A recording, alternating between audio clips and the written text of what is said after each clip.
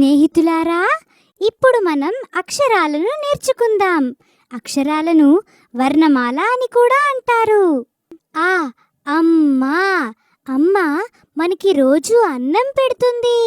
Champ ఈ వ్యంజనాలను లేదా హల్లులను అచ్చులతో చేరిస్తే గుణింతాలు అవుతాయి. ఉదాహరణకు క అనే హల్లును లేదా వ్యంజనమును ఆ అనే అచ్చుతో చేరిస్తే క గుణింతం అవుతుంది.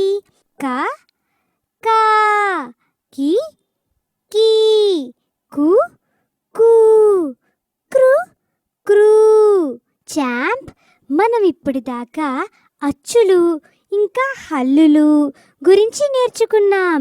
ఇవే తెలుగు వర్ణమాలలో 57 అక్షరాలు. అన్నింటినీ నేర్చుకున్నాము కదా.